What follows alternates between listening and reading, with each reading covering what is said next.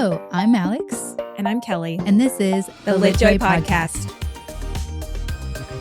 Okay, we are excited to talk to you guys about the newest product in our Cassandra Clare collection. We previously dropped our Book of the White and the Mortal Cup replica pieces, both of which are very in-world items that are completely pulled from the book, literally, that you can now put on your bookshelves. We are revealing our third item today, which is our Dark Artifices Jesse Blackthorn replica locket. Now, this locket is very important to the series. It can be a little bit of a spoiler, so I don't want to go too much into it. But what I want to describe is how beautiful it is. On the outside of the locket, you're going to have, there's these wreaths and thorns etched on it. It opens up and it's blank inside for you to be able to put in whatever you'd like. And on the back side of it, we have the sabers decorating it. And it's all very, again, in-world, makes sense with the fandom. It is gorgeous. It's going to be dropping in May 10th for the Lunacorns and May 11th for public access. The Lunacorns program, to kind of remind you, is our private membership group. Loonies, which we affectionately call them. I love it. I am a loony at heart. They get early access to products. They get behind the scenes, sneak peeks, and exclusive products that are just Lunacorn only. So whenever we say loonies get early access, that's who we're talking about. May 10th for the Lunacorns to get early access to this Blackthorn Locket replica, and May 11th for public access. You can find all of the Cassie collection at litjoycrate.com/Cassie, Cassie. Today's episode, we are talking about books that made us laugh out loud, which, with the eternal winter in which we are living in Utah, it feels like we need some lighthearted books to kind of, I mean, not all these are lighthearted, but I will say there is comedic relief throughout. I find that it's the genre that I have the least amount of books in when it comes to humor, right? Like finding books that are humorous, it's my smallest collection. Yes. I don't know why that is. I don't know if it's just a trickier genre to do, but... Okay, you're saying like straight up comedy books. Just books that literally make me laugh. Okay. Like throughout the book. That is, for me, a rarity to find a good one that can do that. And so we wanted to compile a list of books that have done that for us. If you've also struggled with that yourself, just needing something light, something funny to break it up. And that's the list we put together for you today, are the books that have made us laugh throughout reading the series or the books. Yeah, let's just jump in. I feel like the first on our list is a bit of... It's the low-hanging fruit of books that are hilarious. Yes. Which is The Hitchhiker's Guide to the Galaxy by Douglas Adams. Yeah. I would recommend this book to literally anyone. Yes. Like, it is a brilliant sojourn into space. It begins with the main protagonist. It's called this, it's genre sci-fi fantasy, but I'm like, it's so much more than that. Yes. Like, it is for sure a comedy. Douglas Adams is very dry in his wit. And it starts off with the main protagonist kind of being irritated about a situation. He's in a small English village, irritated about a car situation or construction, like he can't get where he needs to go. And pretty much an alien who's his friend, but it was an alien disguised as a human, shows up and is like, hey, they're going to destroy Earth so that they can build a super highway through like this interstellar highway. Yeah, interstellar highway. And Earth is just kind of an inconvenience that they're going to destroy. And then his, alien friend's ship comes down, takes them both into space, and then Earth gets destroyed. And that's the premise of the book. Got to make way for construction. And so there is this dry wit there. Yes. I would say, is there any parts of the book that really stood out to you? Because I have like all these little memories from the book that are my faves. It's like a fever dream when I read this book because it is so nonsensical and hilarious and witty. And you can also tell there's a few agendas in there. It was such a fun read, but I don't know if there was any one moment other than there were several moments where it took the opposite direction of where I thought it was going to go. Does that make sense? So, like the way the author, Douglas Adams was writing something about, being light as a brick. Like that's just a silly example. Right. So he's always going to flip things on its head and just, you got to kind of like stay on your toes as a reader for this one. And so there's so many of them as you're reading that just catch you off guard. Yes. And you're like, wait, what What? You could for sure listen to it 2 times. Yeah. Because you miss so many jokes. Yes. There's one part where he says, the spaceship hung in the sky much like a ton of bricks does not. Yes. Yeah, that's like one of the greatest quotes from that book. There's also the moment where like the dolphin or was it whales or dolphins? It was the dolphins who like escape Earth into space and they're like, thanks for having us. But they're like also like can survive and like swimming through space. And there's kind of that funny moment where there's a robot in the books and he is like severely depressed. And, that's right. All of his jokes are just like, what does it even matter anyways? But the irony is that he's a robot and that like he shouldn't have emotions. And so I'm just like, it's brilliant. It's all epic. Around. And actually so many authors have been inspired by this book and added pieces into theirs as well, which is our next one coming up actually. But The Hitchhiker's Guide is a must read. It's a classic for a reason. It is ridiculous. It's absurd. It is so much fun. And we read it for our book club. We've talked about this before, and we collectively all just had a blast reading it. It was the perfect book. We read this right after COVID. We were really strategic and being like, we need to lighten the air a bit. And it was like, I think our first or second book of the year that we read right after. So this is 2022 probably. And we were like, perfect pick for just needing a mental break and something to lighten the mood and to laugh. And again, it's so clever. And one of my favorite parts, if it's okay to read it from the synopsis, is as they travel, they uncover the true nature of the universe, encounter philosophical quandaries, and stumble upon the answer to the ultimate question of life. The universe and everything, which turns out to be 42, through the question itself remains elusive. So the novel blends humor, satire, and wit to explore themes of the human condition, the absurdity of existence, and the search for meaning in an infinite, vast cosmos. So it's like a large topic that he was able to squeeze into this book that kept you laughing and smiling throughout the whole thing. But it's very true. Like there were so many moments where I was like, oh, that was really poignant. And that was like a clever way to slide that in. Yep. That makes sense. But I think I'm going to, when you said that 42, I forgot that was, I'm like, yeah, that's a funny part of the book where they're like, and the answer to the universe is 42, which is interesting because I do think the number 42 has significance. And I'm like, wait, now I feel like, because it is like considered like a perfect number and sort. So I'm like, where did he get that information? I have 100 questions. I'm like, why is that a theme? But it's just, it feels like it's perfect British dry humor. Yeah. In space. In space. Yeah. Space opera. It's very good. And of course, the Earth stays gone. And that was the whole time I was like, oh, we're going to find out they just relocated it.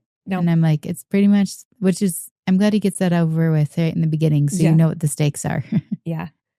It's a ridiculous romp. It really is. It really is. Okay, let's talk about our next one.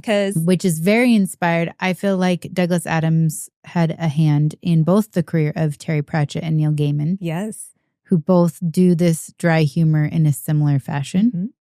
They're all kind of, authors in the same area around the same time. Yes. And I think they all kind of helped inspire each other, similar to almost like Tolkien. Yes. And C.S. Lewis. And C.S. Lewis of their time. So they all challenge each other to kind of keep writing better. And what else? What are you writing right now? And that's a secret, or let's write it together. So it was interesting. So the book we're talking about, second on our list, is Good Omens, The Nice and Accurate Prophecies of Agnes Nutter, the Witch. And this is by Terry Pratchett and Neil Gaiman. Oh my gosh, I love this book. It's so fun. It's my favorite of Neil's. And I think it's because it's more lighthearted. Neil's obviously an incredible writer. I haven't read too much of Terry's works otherwise, but obviously also an incredible writer, both very famous. And their works have stood the test of time. Yes. But there's something about Good Omens, the themes in it, as well as balancing the heavy themes of like good and bad and hell and heaven and the human condition with the lighthearted comedy aspect of just being kind of ridiculous. And it's almost like that perspective of someone trying to be a human who's not. Yeah. I think I really love stories like that, where I get to see it's like an outsider perspective of the human experience. Because it kind of is ridiculous if you pull back sometimes and just look at it from that. Yeah, so this one, the premise of this is there's an angel and a demon who are friends.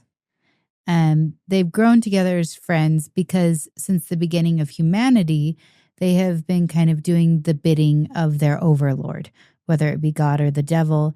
And what's playing out is essentially the four horsemen in the apocalypse. Yeah. So there's like an antichrist that is in the book who happens to be the most unexpected of characters. Yes. And there is a witch who prophesies of the Antichrist and of the four horsemen from, if you know scripture, it's a very biblical premise of this book. But what's so interesting is that the angel and the demon become really good friends because they have the same job, just as competitors. Yeah. And so I really enjoyed that the whole purpose of the book, I felt like, was to show us that there's no black and white. Yeah. And the premise of religion or scripture is very black and white thinking. And so I think that was the thing they tried to really turn on its head. But obviously there's just so many good little like moments in here. One of my favorite is how they describe the Garden of Eden and like the fall of Adam and Eve, and how there is just great comedy there. Yeah. And talking about like, did you give him your sword? And he's like, well, he had to fight the lions because they're like in Africa. You know, there's just moments of like this humor throughout and handling topics that I was really familiar with growing up in a very Christian religion. Yeah. And so I was like, oh, this is an interesting way to turn it on its head. I bet they had so much fun writing this book when I think about it. And the little quote I have, it says that despite the fact that Good Omens is about the possible end of the world, it's nevertheless a humorous book. And this is by design. Neil Gaiman said that while he and co-author Terry Pratchett were writing Good Omens, the main objective from their perspective was to make others laugh, to make one another laugh. Like they, as writing it, they were like, I'm going to make you laugh. And so they were co-writing it with that in mind. And that's for sure threaded throughout and you can feel it. And again, it is such a fun way to represent good and evil, you know, religion, angels and demons. And it's exactly what you said. It's not black and white. And I think that's the point, is everything kind of lies somewhere in the middle. And so again, when you showcase it so crystal clear, black and white, you can see a little bit of the rigidity there and be like, yeah, I don't know if that makes sense. Yeah. Yeah, it's clever. And it's really clever too how the witch gets pulled back in and the like ancestors of Agnes get pulled in and because I think the story. Agnes, the original witch, was like Salem time. Yeah. And this book of hers with prophecies is passed down in her family.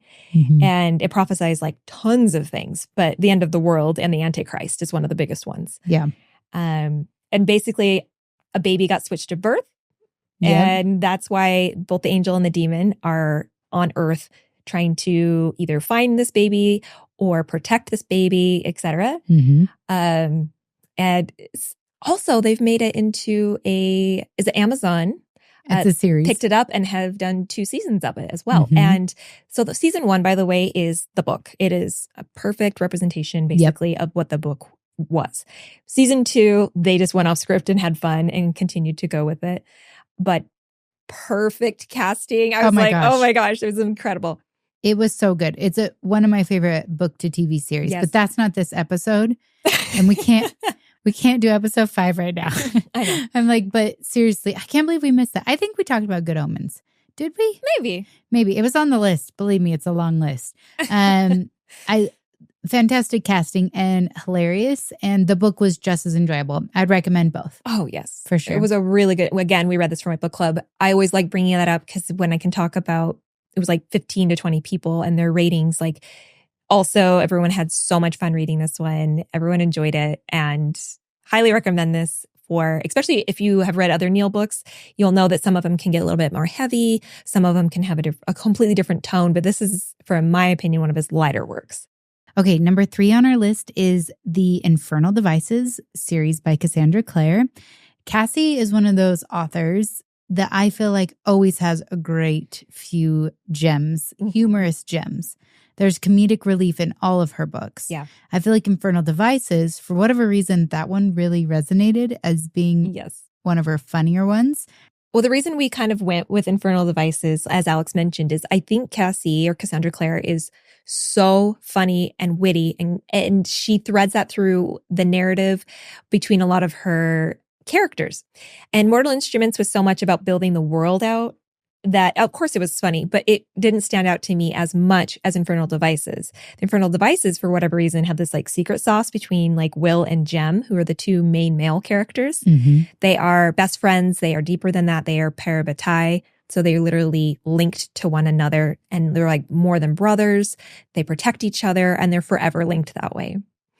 Oh, okay. Such a good book. I was thinking about the end of it. Anyways, they have the best banter I've seen in a long time in regards to just enjoying every conversation that they had throughout the series. I considered it a really funny series because of this, even though it's one of the few books I've also cried in.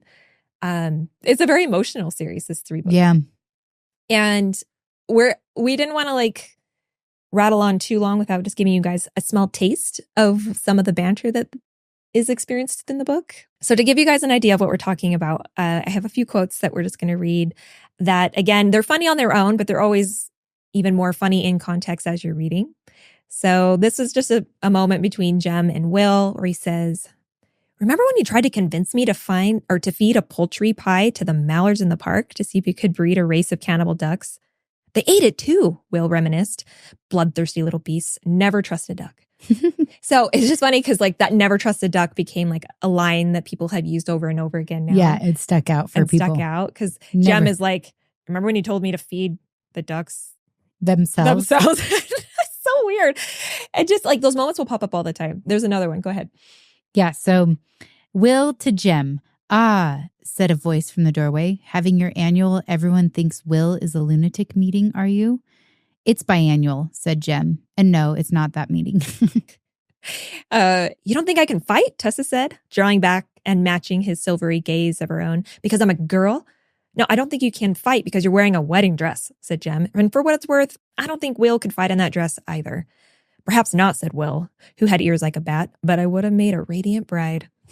I don't know. Will has such a good sense of humor in these. Will is hilarious, and Jem just like plays off it so well. I know.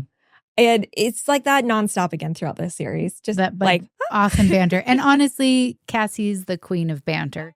Like that is her genius in writing. All of her banter is just so good. I read her, what is it? The Swordcatcher? Swordcatcher? Yeah. I don't know why that title didn't come to me, but Swordcatcher, loved it. It's her first adult fiction, and banter was just perfect, hilarious. So it makes sense to me why one of her series made it onto our list, because I laugh out loud in every one of her books at least one point in time. But Infernal Devices is a great place to start. Yeah. And for those of you who haven't read any of Cassandra Clare, this is in a sense is a prequel series to her original, The Mortal Instrument. So I kind of feel like you almost need to start there, like The Mortal Instrument. With The Mortal Instruments. And then walk back, even though it is a prequel. And honestly, on her website, I bet it has the reading order suggested. Oh, yeah. That's a good so point. You could probably check it out there. Okay. Number 4 on our list is a memoir. Yeah. A nonfiction memoir by Tina Fey, Bossypants. I always want to go like this. Bossypants. This was such a fun one. So, I mean, we know Tina Fey is hilarious. She's a comedian. That's like what she does. That's her MO. That's her MO. But she's a feminist. She's a badass. She's got things to say, and she's going to say it funny, but it's got a lot of power behind it. There is. Okay, so yes, I feel like this book, Tina Fey wrote Mean Girls, which I feel like brings up so many social issues for like women, and it's a very interesting and absolutely hilarious way to talk about things that might be difficult topics. And I feel like she does that same thing in Bossypants, where she brings up subjects that that are important to discuss, but she does it with humor. And I think that's kind of what you see on her work in SNL as well, is on Saturday Night Live. Yeah. you see that same idea of using humor as a powerful tool of conversation and saying important things. And so I think we for sure see that in Bossypants. I loved the book. It was a very easy read. It's a little bit older, actually, in the genre of like memoir. It came out maybe like 10, 15 years ago. Maybe 2015 or a little before that. Yeah. So it's been a little while since it's been out, but definitely one to go back and listen to, especially if you are interested in Tina Fey or comedians in general. I think she's really great. My favorite part of this whole book, though, is probably not a very memorable one, but it was for me because I laughed so hard I cried. So there's a part in the book where her parents are tasked with babysitting these two children. They're like neighborhood friends. Yeah. These children, I think, I believe that they were of their family was very conservative in their religious practice, and didn't leave their children with anyone else often. But they trusted Tina's parents. And so, or maybe it was the other way around. Hold on. I'm trying to remember the story now. I don't remember. I'm like, anyways, I can't remember if it was Tina and her little brother or if it was neighbor kids that came over to their house. But all I remember is that the younger sibling basically looked up to the older sibling and said, "What has become of us?" Because they were like, they felt like their parents were absolutely abandoning them. And I think it was Tina's mom who just like broke down laughing because she could, "What has become of us?" So such a Tina thing to say. I know. And so I was just like, I think it was that thread throughout her books where it just catches you off guard, where the humor is going to be. And I loved it. Oh my gosh. I'm going to read a little synopsis, but that's a great little point that you made about just she uses humor, right, as the vehicle in her life to get the messages across. Yeah. Says, from her disastrous honeymoon cruise to the oversold joys of breastfeeding, from how to assemble the perfect female body to the working mom's inner thoughts, Tina Fey puts her unique and endless funny mark on modern life, love, marriage, and motherhood. And it was funny because I feel like, at the time, this was 10 years ago, so much changes. She was just being really open and honest about motherhood. And it was so refreshing because I remember being like, okay, I'm not alone in that I'm not loving every ounce and every aspect of being a mom and breastfeeding and being, in charge of these littles, because it's freaking hard. Yeah. And like, it just wasn't being talked about that much for some reason. And so for some reason, again, in her book, it gave permission to accept that, like, okay, I'm not always so happy about this. And that's part of the process. But she made it funny. Obviously, she's talking about all the things included you can imagine. Tina Fey talking about breastfeeding and raising children. Yeah. It was the humor I needed and the permission I needed, I felt like, to cry about it sometimes and just to know that it's not always great. I don't know. So that's what stuck out to me in the book. Yeah, that feels more profound than the spot that stuck out to me. No, I agree. I think there's something really powerful about a successful, powerful woman who loves her children and being able to just say out loud that I don't always love every experience about being a mom, because, it's not personal to your children. Sometimes just the very nature of guiding a little person is a massive task. Yeah. And it doesn't mean that it's not something that you love. It just means you don't have to love everything about it. And I think it felt so, it felt so monumental when we read it, because I don't know that we were like having this toxic positivity vibe going on at that time, but it was after, like all the social media had started to really boom, and Pinterest and all these things. And it felt like everyone was always posting the perfect life. Yes. So we got a lot of people posting and talking about all the best things in their life. And so this is the era of when everyone started to get complexes of like, I'm not keeping up. I'm not doing enough. I'm not throwing this like 4-day party for my 1-year-old. What am I doing wrong?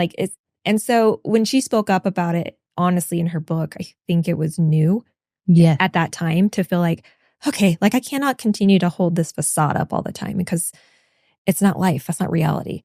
Yeah. And for a while there, I feel like we were all pretending like it was. Yeah. It's just, the culture, how things go. Especially being a new mom at that time. Like Yeah. being a new mom at the rise of mommy blogs and Pinterest was just like, The pressure. I know. I remember because I even started a blog. I needed to make money being a full-time mom. And so I was like, oh, these women are doing that. And so I started, and there was this like forced nature to it, like in showing only the good parts. Yeah. And then they kind of went through this whiplash where it was like then airing all of your dirty laundry, as one might say. And so it's interesting. Now I feel like social media is in a space with moms where it's just there's a much more diverse representation. Yeah. I think on social media of what you are drawn to or what options you have. But at the time when Bossypants came out, and most definitely there was this pressure for young moms to just be so good at being a young mom. And that we had to love it. And that we had to share it. Like, does it even count if you don't share it? If you didn't put it on Pinterest, if you didn't put it on Instagram. Yeah. Oh, so I'm so glad we got over that phase. Yeah, we just all got burnt out, right? You can only do that for so long. But I'm like, that's just the evolution, I feel like, right, of just social media in general, like really kicking up and people realizing there's all these platforms to showcase all those things. And so it was a time. It was a good timed book for the time. Yeah. Did that make sense? Yeah. Yep. Good book for right time. Yeah. For right time. Okay, so number 5 on our list. Move on. Let's move on. Yeah. Okay. Number 5 on our list is The Princess Bride by William Goldman. Very, very clever and creative book. First of all, you don't fully understand. I just believed that this was like real place for like the first like maybe 5 chapters. Yeah, this is real. And it's not. Basically, it's kind of like a third. Well, I think that everyone else who started reading at book club knew. Totally teasing. Yeah. This one's fun because there's a little bit of an inception here with like the narrator and like a story within a story. Yeah. So and if you see the movie, the book is just as funny as the movie. Like if you haven't read the book or seen the movie, this one really has it all built in. It is, when I was looking at the genre, it's literally a classic. It's young adult. It's fantasy. It has romance. It has humor and adventure. Yep. It's all in there. Plus the inception concept of like a narrator within the story. And so I think that's why it's so beloved and it's continued to stand the test of time. And it's referenced all the time as well throughout pop culture. It's a classic for a reason. And first and foremost, I just think it's a humorous story. Oh, yeah. It's fantastic. It's like a story for any age. Yes. Anyone can read this one. And I'm trying to think of like my very favorite part of this story. Oh. And I think my favorite part of this story is how even kill the majority of the characters are. There is things happening in the story that should be like cause for crisis. And for example, like death, like someone dying for a little bit of time and then maybe not dying. Yeah. And just like the way in which everybody handles it as like an everyday occurrence. And they're like, well, of course we're going to carry on with our adventure. It has some like vibes of that like Monty Python. Yeah. Where it's like, we should probably storm the castle now. And they're like, that sounds like a good idea. There's that kind of like dryness to it that is just very endearing. And then there is on the counterbalance some extremely dramatic characters, like over dramatic characters. And so I love the interplay of the two and how they kind of have this like chemistry in the story. And now that you're saying that, I'm all, it all makes sense because the way the author wrote it, right? The beginning of the story is there's this grandpa reading to his sick grandson. Yes. And so as he, is reading it, all of a sudden you get transported into the second story. And so that's why it feels very dramatic in random parts and more like even keel at other. It's because it's almost like how the reader's reading it to the grandson. And so it feels off kilter that way, where it feels a little bit silly and cheesy. I don't know if cheesy is the right word. I mean, maybe a little, but yes, I would say silly. There is a satire feel to the story. Oh yeah, throughout the whole thing. And you're just like, what unbelievable thing's going to happen next, right? Mhm. Because you're just waiting for it. And then it happens. And you're all, wasn't expecting that. That's great. Mhm. And so I wanted to read a little bit of the synopsis on this one because I thought it did a good job of wrapping up what I'm trying to say about it. And it says, so what's it about? Fencing, fighting, true love, strong hate, harsh revenge, a few giants, lots of bad men, lots of good men, 5 or 6 beautiful women, beasties, monstrous and gentle, some swell escapes and captures, death, lies, truth, miracles, and a little sex. It's like this book is everything. And again, whenever I find a book that makes me laugh, it tends to be one that I'm just like on the ride for. Yes. And I'm not expecting anything from it other than just be entertained. That's true. But all these books are so much deeper than that, but they do such a good job of both. Yeah. And this one, Princess Bride, another one I would recommend to anyone. Very similar to Hitchhiker's Guide to the Galaxy. Yeah. Just like it's a classic. Put it on the list Yes. for sure. And read it. And I'll read it to your kids. Yeah, for sure. There's so many fun editions out there. Today's episode is brought to you by Ocean at the End of the Lane by Neil Gaiman. We, as many of you know, have been doing a collection of Neil books in our shop. And the next one is Ocean at the End of the Lane. This book is such a beautiful, kind of creepy, as all his books are. There's like a creepy edge to it. But the thing that makes them really special for LitJoy editions is just the custom artwork that we do throughout. So I had the opportunity to just see all the final artwork for this box Isn't it so set. pretty? Oh, it's so pretty. It's super It's like moody. Yeah, Yes. and atmospheric. Yes. And it's beautiful, vibrant colors. I am personally so charmed by it. Yeah. As we've done with our other Neil books, this one will also have little illustrations throughout and then big full page illustrations, a new cover, a new slipcase. And it's all illustrated by one artist. And that's how we've approached the other 2 books as well, is it's kind of this artist bringing the story to life. Mm-hmm. So the artist for this one was Henderson_Nick. What makes this book so special is that it has, of course, the illustrations throughout, full illustrated pages. But there are 2 different things we're doing with this book. Yes. We were able to work with Neil to get some of the books signed. And so if you want to get a signed copy of this book, there will be extremely limited numbers. And those numbers, you will want to become a Lunacorn first. Mm-hmm. So our Lunacorn membership is the first access. They get access on May 8th to this beautiful Neil Gaiman book. And on May 9th is when public sales open. We'll have plenty for public sales. So if you want the signed one with a special slipcase, you want to become a Lunacorn and jump in and try and purchase it right away. Mm-hmm. If you just want a beautiful book from Neil, no worries. Yep. We will make sure that happens. And that is all open for sale on May 9th. Mm. Okay, so book number 6 is a book that this may be one of the books that I have laughed at the most. Oh, I laughed so hard at this throughout this book. It is My Lady Jane by Cynthia Hand, Brodi Ashton, and Jodi Meadows. When we kind of proposed the idea of doing an episode where we shared with listeners what books made us laugh or what books they might enjoy to just get a good laugh, this one immediately came to top of mind. Mm-hmm.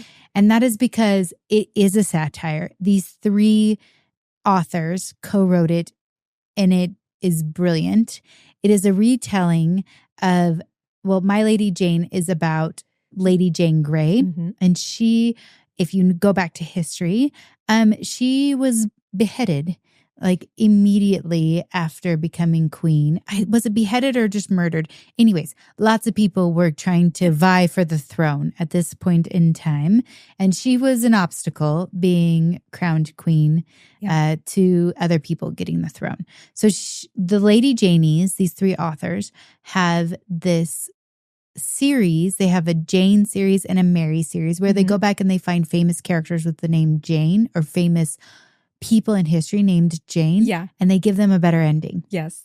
And so that's what the premise of the whole story. Now, I will say they always tie in one magical element and they take historical-ish facts and then they blend those 2 together to create a comedy, YA, fantasy.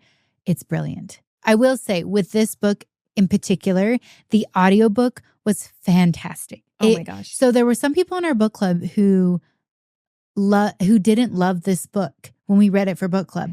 And they had read the book in their hand and they're like, I don't know, it felt kind of juvenile. And I was like, first of all, I will never trust your opinion on books ever again. Second of all, that is your punishment.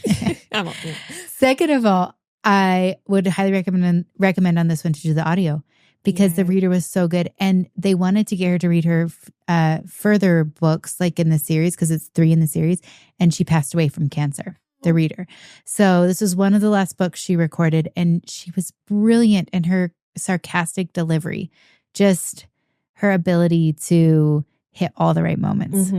That's right. The audio was so good because you could hear the humor in it. And was it a full cast? I can't. No, it was just the single reader. Yeah. Because we listened to all 3 of them, but for some reason, this first one really stuck out to me as probably my favorite. Yeah.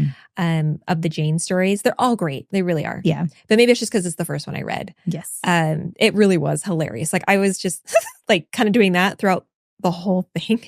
I think I remember Jared, my husband, one time looking over, being like, "What is so goddamn funny?" Like because I just kept doing it nonstop, reading late at night one time. And I love that it's just got a little bit of history, but also they talk about like history should have been retold and we're doing it. And it's unique to have 3 authors write so well. And I loved because we talked with them, their system was really interesting and unique. They rotated who got to be writing the main protagonist. Yes. So they each wrote, they would rotate chapters 1, 2, 3, 1, 2, 3, 1, 2, 3, like throughout the book. Yeah. And there was chapters from different perspectives. And then the main Jane was rotated between the 3 of them. Yeah. It was clever because I was like, how do 3 authors write a book? You know, but they're like, we all just take different characters and then we've just kind of made a pact that we'll rotate who gets the main one. And like I said, brilliant. And these, the 3 authors worked so well together to bring this story. I bet they just had, again, so much fun writing it.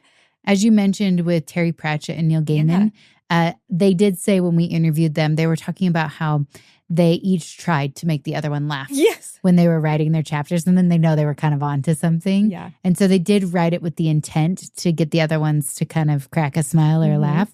And I feel like they nailed it. This was such a delightful read. It's one of the only books. There's only been like 3 books that I have finished and immediately started over again. And this was one of them where I finished it and I was like, that was so good. I'm going to just go right back to chapter 1 and start over again and listen to it because I had such a good time. And I don't think this one is well known. Obviously, the other ones we've mentioned have been out for a long time. Yes. Most of them are classics. And then My Lady Jane is this kind of a little bit under the radar YA, slightly historical fiction, funny humored book.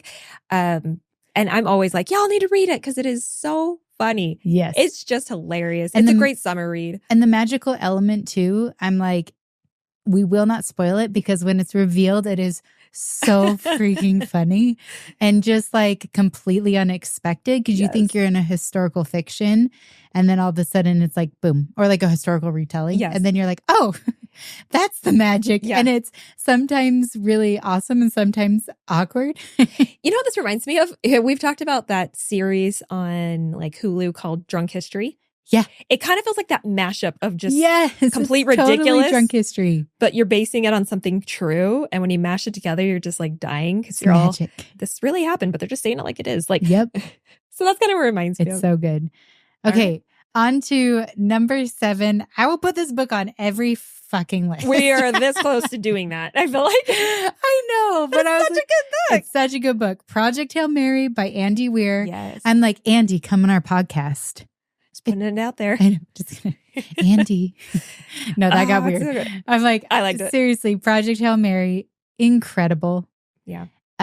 Such a good book all around. I'm like, if you haven't read it yet and you still listen to us, what are you even doing here? Stop listening to the podcast. Go listen to Project Hail Mary. Hilarious because Andy does this with all of his main characters, his main protagonists. It's a new word. It's fine. He does this thing where he makes the main character have a great sense of humor because they're in usually dire, life-ending space conundrums. Yes. Like I'm in space and either like I can't get home kind of a thing, right? And so I feel like there is so much room for humor there because it's pretty dark. You got to balance it. And it makes sense logically to me. in one way, because I assume whoever they pick for these extremely rare, vital, life-altering missions, save Earth kind of missions, they pick people who typically are really balanced people. Yeah. And so, like in The Martian and in Project Hail Mary, the main protagonists, the main characters are extremely grounded people in logic and in science and whatever it is they're a genius at, because they tend to have a genius about something. That's why they're specialists in space doing this thing. Yeah. But then they also can balance that with the fact that they're just like, well, if I'm going to die, I might as well go out, like guns ablazing. They're just logically grounded in the humor as well. Yeah, like the irony of their situation or in the reality of their situation where they kind of, there's a coping mechanism there with using humor. Yes. And I wonder if that's just Andy, one of the things he does when things get hard as well. Good question. Because I feel like knowledge and humor are probably the two tools that his characters use when they're in difficult situations. Yeah. Which is unique in fiction in some ways. Because I do think that there are some characters who use knowledge and humor throughout all other series. Mm-hmm. His just feels so literal. Yes. Whereas like in a fantasy novel, it's like the humor can kind of be buried a little bit under like sexual tension. Yeah. But never like our kingdom is going to be destroyed. Let's make a joke about it. Like there's something very like human about this as opposed to like fantasy creature characters, So.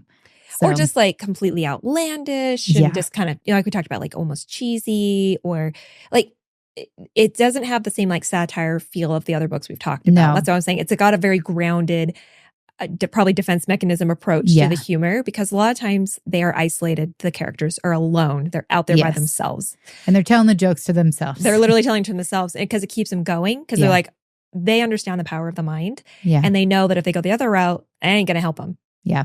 And so I think that's why I appreciate it so much, is it's like this reminder of like, okay, find the positive in the moment, because it's going to be better overall.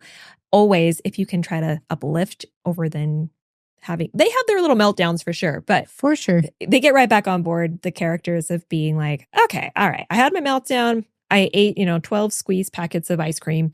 I dealt with my drama. Like, now I'm ready to deal with this problem at hand. It's true. I know. And you also have to have a sense of humor if you're trying to survive in space. Oh my gosh. And like how resourceful you need to get. There's some like gross parts where he's like, this is what I must do. And so I would recommend both of them for just The Martian and Project Hail Mary. Yeah. Mm-hmm. The Martian, Project Hail Mary. Especially if you're like, I don't do sci-fi. Nah. These are matter. like the best books for if you're either just wanting to try sci-fi or getting into it, or if it's not your genre. I feel like it doesn't matter. Yep. Like, you'll like these books. For sure. And I feel like actually Jay and Amy in Illuminae Files do this similar thing with like space world coming to end vibes. Yeah. Or vibes. Plot. Such a vibe. Such a vibe. Space world ending. Whatever. I'm like, basically it's like the stakes couldn't be higher. And they're really good also at weaving in that thread of humor in the darkness. So worth a read. Totally. Okay, number 8. One of the greatest of all time. Anne of Green Gables, L.M. Montgomery. We had to put like an official classic on here. A lot of classics are funny. Like, I actually think Pride and Prejudice is pretty dang funny, but I don't think most people would put it in that genre. Yeah. But if you're reading Anne of Green Gables, it's another like, like those little chuckle moments just kind of come out. And she's so precocious. She's so headstrong. She's got this romanticism about her. She's just like, if you're an Enneagram, she's like the most thoroughbred 4. Yeah. And then her parents, her adoptive parents, right, who wanted a boy but got a girl, there was a mix-up, right, they're so opposite in a lot of ways. Yes. And they fight at first because of it, but ultimately it's like they both found exactly who they needed. Yes. But the mother figure is Marilla's very grounded, very like practical, pragmatic. Exactly. Very opposite of Anne Shirley. It's always like, Anne. There's like this tension behind it. And then her father figure, right? He's just this beautiful, open, patient, loving father type, right? Just like this soft edge. Yeah. Like he just holds space for anyone and just lets Anne be Anne.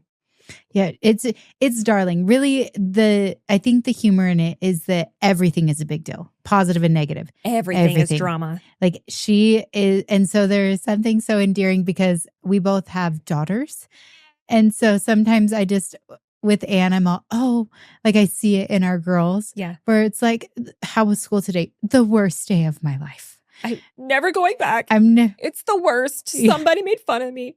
I can't. Yeah, it's like I need time for me. We're like, oh no, we've given them too many tools. I'm like, you're in third grade. You'll be fine. Yeah, or just like she is my best friend, like my best friend ever. And so like that like intensity that you get so often with these little girls, it's so apparent in Anne, and she's just so charming. I just finished actually Anne of the Island, the third book. So I've read all 3 books, and I think there's 5 or 6 books in the series total. But really the first book is where you just get, I feel like the blossoming of Anne. It's just so much fun to read that book. And I also love her relationship with Gilbert Blythe. It's like one of my favorite female male book relationships. And it's like an OG book boyfriend. Yes. Gilbert, he's great too. Like, cause he challenges Anne. He doesn't just, they challenge each other. It's great. But like, again, the humor, like you mentioned, I feel like you're right. It's probably mostly in the first book because I've read them too. And you're just laughing throughout the whole thing because she is so independent and it's such a pro, but at the same time, she gets herself in so much trouble. And I remember reading these books with my mom growing up and just dying laughing over like the, raspberry cordial moment. Where she accidentally gets her and her friend Diana drunk. Or she's like pretending to be like a corpse.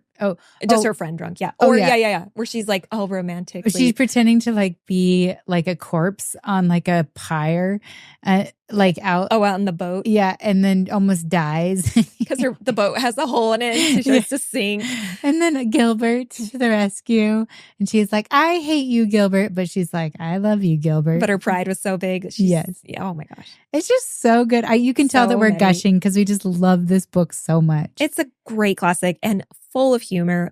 Obviously, all the other things too. Like we're talking about heart and things, but it's a great one to start reading for your children. It's just a good classic that will obviously make you smile and laugh throughout, but has so much soul to it too. Yeah, I love it. Well, okay. A+. A++. One of my absolute faves. Okay, moving on to 9. This one, Kelly put on the list. I have not read this one. Yes. Okay. And I don't hear much about it, and it's probably because it has kind of wrapped up, but it is the Flavia de Luce series by Alan Bradley. Okay. Again, this is another British literature. I'm realizing the thread. We must have British humor. British humor just gets to us, apparently. It's considered like a YA/adult crime mystery thriller. And it's kind of both genres. Like it's actually in the adult section, but it's written from this 11-year-old girl's perspective. I love it. But I'm like, I've never met an 11-year-old quite as precocious as this one in the story. So take that for what it is. But the first book in the series is called The Sweetness at the Bottom of the Pie. While also very good, it's not my favorite in the series. Like they kind of just get funnier. They got funnier and funnier as each book released. And I think there's at least 6 books in this series. And I don't know if it's like there's officially an end or not, but regardless, delightful series. I laughed in every single book, like laughed out loud in all of them. And I was so excited to keep reading because again, I find it's hard to find books that do that. Yeah. And so as they were dropping, I was buying them immediately because I'm all, yes, I'm so ready for like a lighthearted read that's just going to make me laugh. So it's similar Anne vibes where you have this 11-year-old girl who's lost their mom and she's kind of in this rich home in England. And the father figure is a little bit non-existent. Like he's not great at being really present. Yeah. And they're scientists at their house. Okay. So that's how she's very smart. The whole family is incredibly smart and they're into experimenting and science and they're off the grid a little bit. But there's a murder in the town, this little town in England. Ooh. And of course, Flavia is all up in its business because she can't help herself. She's like, I will solve this. Yeah. And so like the local detective and her end up getting into like a lot of spats because she's always there getting in the way because she's trying to solve it. And then they, as the series goes on, they kind of work together, but it's their relationship is funny too because it feels like this back and forth banter constantly on top of what she's thinking as this extremely brilliant mini scientist who doesn't have it all figured out but thinks she does. I love it so much. So delightful read. I'm like, it's giving like Harriet the Spy. Yeah. Yes. Because remember we were like so into Harriet the Spy and Nancy Drew, and then like it's like so many of those women grew up to be like into murder podcasts. Murder podcasts. Yes. This is like an homage to those like Nancy Drew moments where it was like young girl solves murder mystery. I love it. I was going to read a tiny bit of the synopsis in case I missed anything because I'm like, I really want to sell it because I loved it so much. And I don't hear about it much anymore. But for a while there at our local bookshop, it was just stacked, all the books. But so it's talking about like in the summer of 1950, there's this once grand mansion of the Buckshaws, but it's gone in disrepair, right? Because the mother's passed away. And so Flavia I love her name. She's an aspiring chemist with a passion for poison and is intrigued by a series of inexplicable events. A dead bird is found on the doorstep, a postage stamp bizarrely pinned to its beak. Then hours later, Flavia finds a man lying in the cucumber patch and watches him as he takes his dying breath. So this is the synopsis for the first book, specifically. Oh, she's like there when he dies. Yeah. Okay. So like lands on her doorstep literally, and there's all these like clues, and she can't help herself. Nice. And I forgot, she definitely has a passion for poison. That's another fun thread throughout the whole series. Love it. So she said, I wish I could say I was afraid, but I wasn't. Quite the contrary. This was by far the most interesting thing that had ever happened to me in my entire life. And that's just kind of her voice a little bit, and then how she just jumps right in and can't stop herself. And of course, she gets into trouble. Yes. And is constantly in the way and is constantly doing things that you're like, is there a parent figure around? Yeah. No. Like, where's the grown up? Yeah. I know. I like you can definitely tell when you like turn the corner into being an adult reader where you're like, where is the responsible adult in this? That's how I felt through most of Crescent City. Also true. It was like, there has got to be some Fey warrior somewhere who can like pull this, cinch this all up. Yeah. I know. It's so good. I hope more people read it. Because like I said, it's an older series, but the covers by the way, are gorgeous too. So yes, I'm excited to dive in. Okay, so the final one on this episode is A Gentleman's Guide to Vice and Virtue by Mackenzie Lee. So what I loved about this book, satire, very similar to the Lady Janie's. Yeah. Just more gay, yes, I would say for sure. More gay. More gay. So the main character in it, Montague, which by the way, the play A Gentleman's Guide to Love and Murder is a famous play. Which is fabulous. And I think that this was a play on that because Montague is the name in the play as well. And so I loved it. Monty is, just think like spoiled rich brat, right? And just he's frustrated that he is supposed to marry a woman because it is Regency and he's gay. And so that's where his conflict comes in the story. Yeah. But of course, there is like adventure that ensues and romance that ensues. It is a romp. If ever there were a romp, this is it for sure. Yeah. And it's just got that fun Regency, like flavor to it. It has the like forbidden love and mostly just like adventure. Like they're on an adventure. Because if I remember right, he's supposed to inherit like his father's like estate and all of the stress that comes with it. And so it was really common for these men before this occurred to do this like grand tour of Europe. Yes. And so that's what Monty's doing. He's like, let's do this. And he's taking his best friend, Percy, I believe. Yes. With him. And I think his sister goes along. But Percy's who he has a crush on. Yes. They're lifelong best friends. Yeah. And of course, he's in love with him. Mm-hmm. Felicity, his little sister, or maybe, I think little sister, she pretends to read romance novels when she's hiding science textbooks inside of them or like women's novels of the day. Yes. And book 2 is her book, A Lady's Guide to... Oh, that's right. Petticoats? Or... something in petticoats. Yeah. To piracy and petticoats, yes. I think. And obviously pirates are in that one. So really, Mackenzie Lee just takes you through some really fun adventures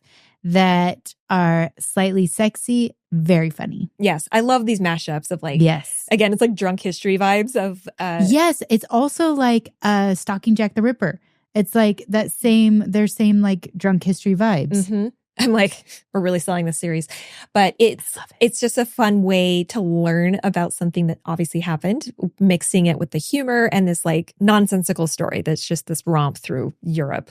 Yes. So it's a blast. It really is. Again, these are all, I would say, just really lighthearted, almost like beach read type feels. Something to mix it up if you're feeling like you've read something kind of heavy. And those are our top 10 for books that'll make you laugh out loud. We just assume they made us laugh. We Hopefully hope they do the same. We're hoping they make you laugh. Yes, we hope that they do that for you as well. Thank you, reader, for listening to the LitJoy podcast. Please make sure to rate and review us. And like a good book, recommend us to your friends.